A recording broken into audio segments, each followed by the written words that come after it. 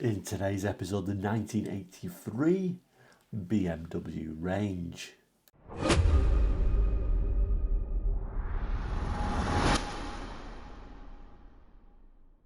Hello and welcome to Quarterlight, your car brochure channel, the channel that brings you car brochures from around the world for the 60s, 70s, 80s and 90s. So if you're interested in cars, car brochures, looking back at cars gone by, really reliving those memories, then please do consider subscribing. It is all completely free. Okay, so today's episode, we're going to look at the 1983 range of BMW cars. Front cover is quite a nice one actually, a bit of a reflection of the city on this. Doesn't say anywhere, but I think it's a 7 Series BMW on the front here. If I just flip the brochure around, we get some brochure info. So BMW AG, Munich, West Germany. Takes you back, doesn't it? Not to be reproduced wholly or in part without written permission of BMW AG Munich. And then we've got some numbers: 311 15 08 26 2. I think the 283 VM is actually referring to February 83. And there it says printed in West Germany 1983. So a bit of history right there. We're going to get straight into it. Opens up like a sort of large poster style, really is a big sheet of paper, hence why I'm struggling to get it all on camera, showing the range of cars there and the descriptions at the bottom. Let's start, obviously, makes sense, doesn't it, to start top left. The 3 Series BMW. And eagle eyes will notice there them peculiar front bumpers, referring to this as being the North American spec, but it's actually a very nice spec'd out version of a 3 Series. It's only a 2-door by the looks of it, but sporting these rather nice alloys. There is that peculiar large bumper. I always thought BMW at this time was particularly good at making all the cars look like they're from the same family. From this little 3 Series all the way up to the 7 Series, they're all got that same front end, and actually they're all showing almost identical alloy wheels with them. I think that was a very nice little thing. The other thing I liked about 1983 BMWs, they were all really well built, and dare I say it, they were all pretty reliable cars, long-lasting cars. I don't think you can say that about BMW these days. I don't think the quality's there. I don't think the reliability's there. I almost want to say they're quite unreliable cars these days, in my humble opinion, although I don't actually own a brand new BMW. But certainly, if you don't agree with that, you have to agree that these were far better built than they are today. It's almost like today they're just holding on to that BMW, I've got a BMW badge, way of selling their cars. At this time they were building really well built cars. Like I said, that's just my opinion. But I think we'll also find time today to look at the Which magazine to see how each of these actually held up in 1989, to say, were they well regarded cars? I think they were actually. So we'll read a little bit of the text referring to the 3 Series. We'll see if we can find any details in the Which magazine, and then we'll move to the 5 Series. Actually, let's just start with the description at the Bavarian Motorworks, BMW of course.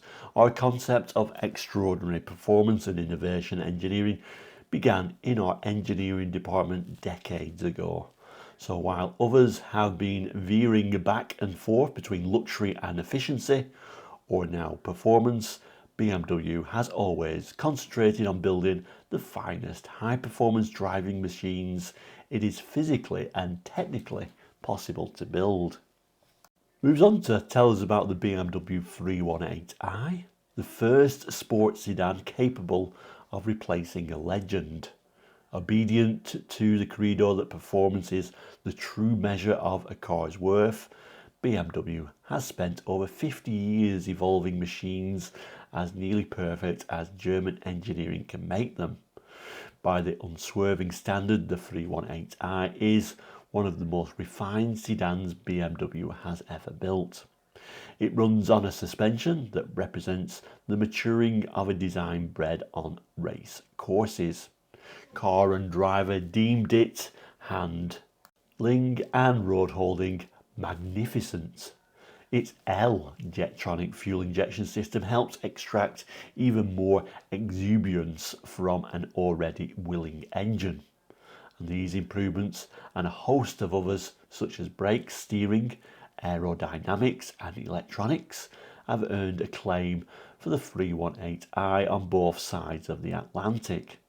Autocar, for example, credits the 318i with having achieved new levels of refinement. In sum, the 318i arrives without the conventional handicaps of the new and untried, thereby elevating the admission requirements for all cars asking to be taken seriously as sports sedans. So then moving to the UK spec BMW 3 Series with the far more attractive front bumper there, showing it on Steelies and a four-door. It says pace-setting refinement and rewarding to drive, but demands caution in wet. Not much room in the back. I think you probably would agree with that.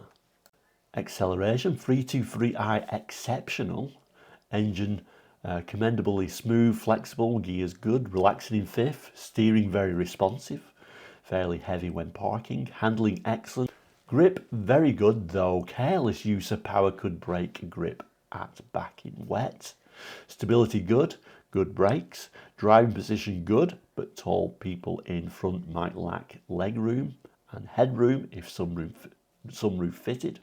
Controls, displays very good, visibility good, visors left gaps, seats well shaped but too firm for some, in back not much room, ride very firm, smooth at speed, some jolting around town, a little transmission snatch, noise low, some whine, heating stuffy in back, ventilation linked to heater, adequate flow.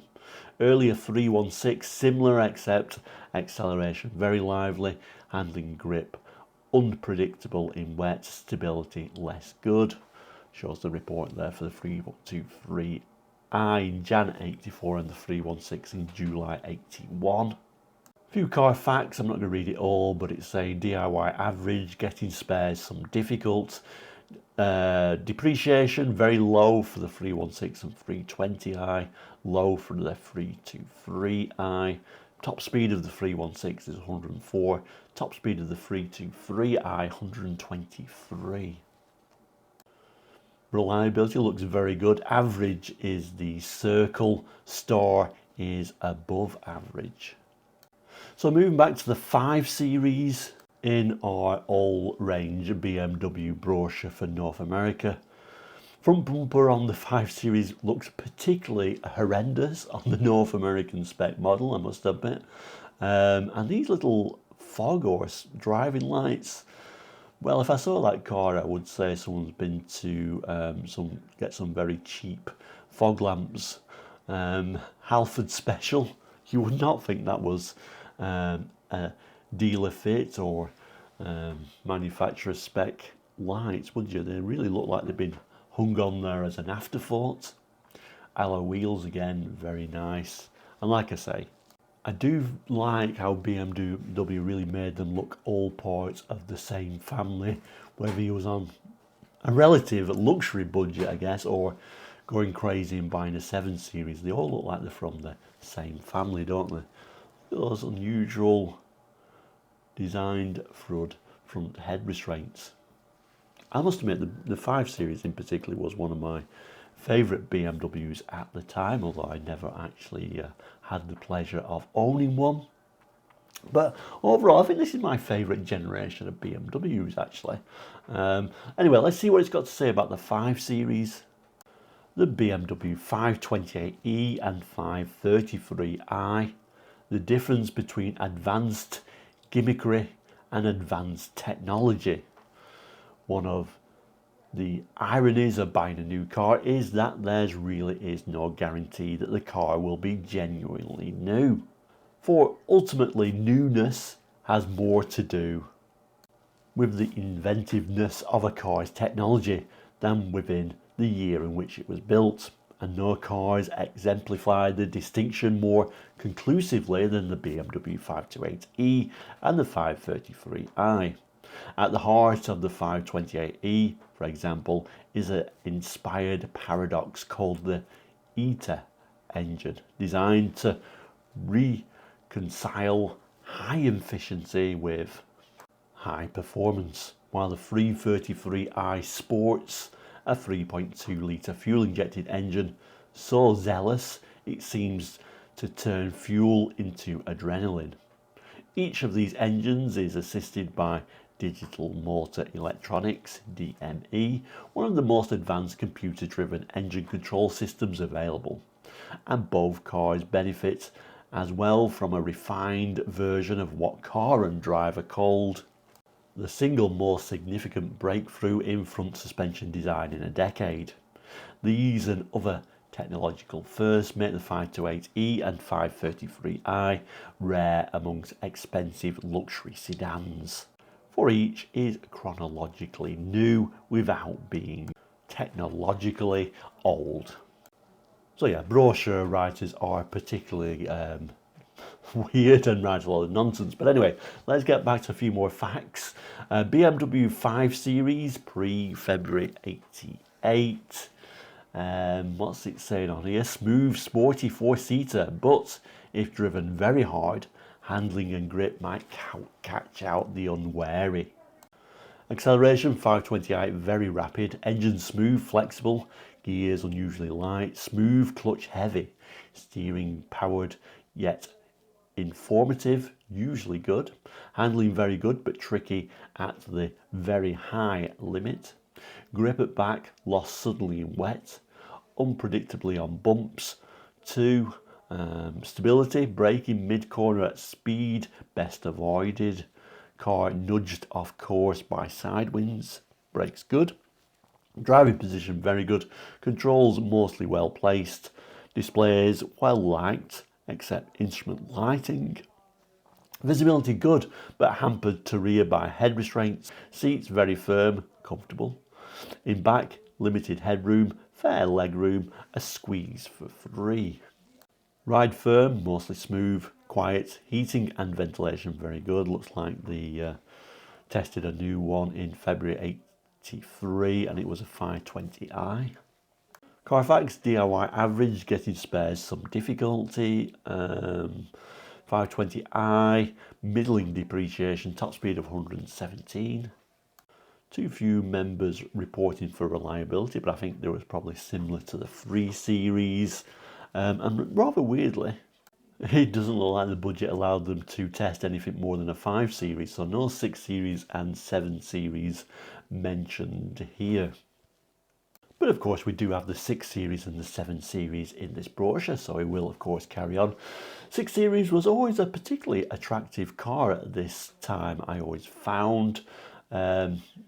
And actually later on, these 6 Series cars were extremely cheap to buy in the UK. You can get one quite easily for around about £1,000. I remember looking for one, but I was shocked with the insurance group was 20 and I thought, that's why they are so cheap. And then later on the prices rose quite considerably, but they are a particularly good looking car and certainly a classic, really even back then I suppose, but still matching the look of the other family, the rest of the family, which I always thought was nice. Looks of course are slightly spoiled with that North American bumper, but still you can't argue that they are a particularly nice looking design. Let's see what it's got to say. The BMW Luxury Sports Coupe, the epitome of truth in packaging. It is really very weirdly worded, this brochure.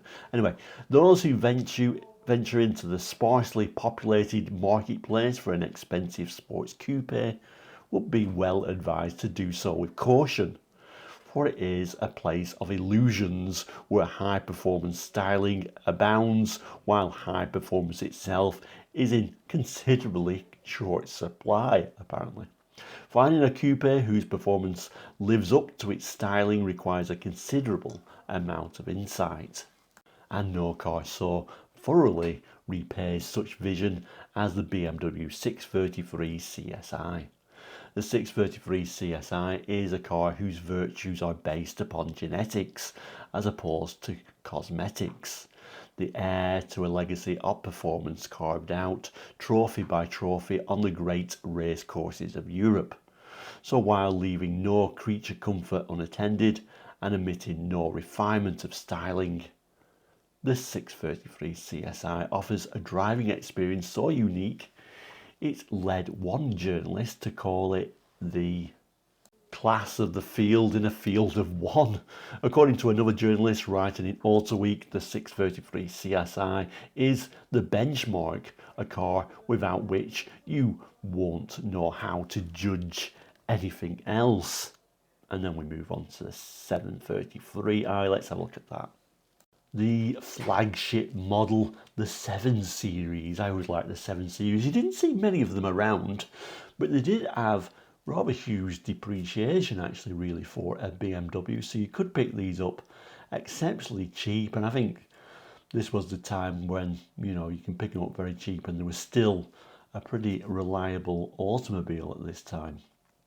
But yeah, I do also like the styling, and again, you can see how it all fits in with the family. So, you know, you didn't feel out of place going to the showroom and picking up a 3 Series because it all belonged.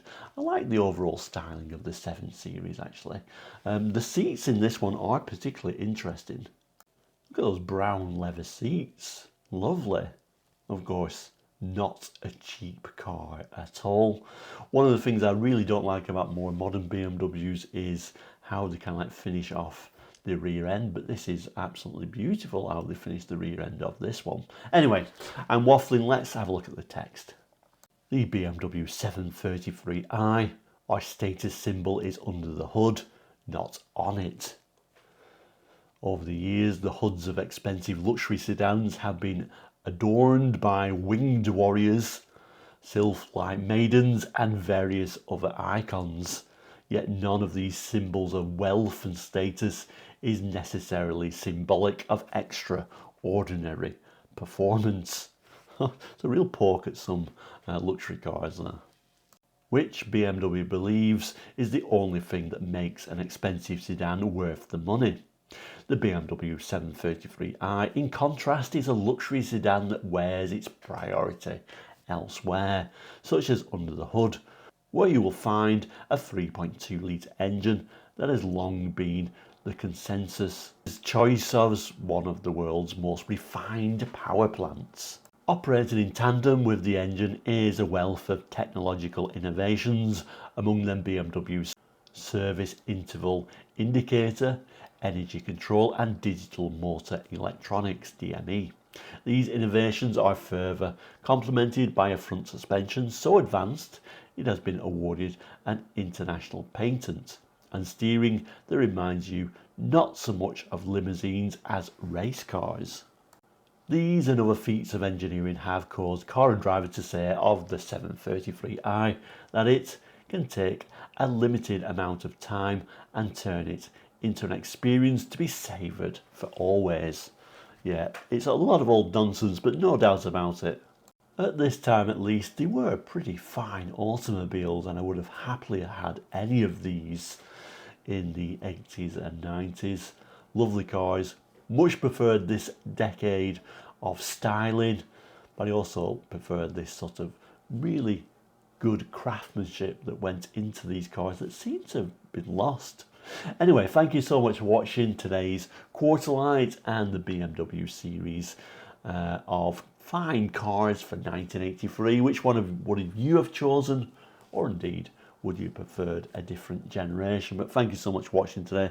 Please don't forget to subscribe if you've not done already. Lots of car brochure reviews coming, and over 900 in the back catalogue. Really something for everybody. Don't forget to like the video, don't forget to hype the video. You can actually become a member, but of course that is optional. But thank you for watching today. Please do take care. We'll see you again very soon. All the best and goodbye.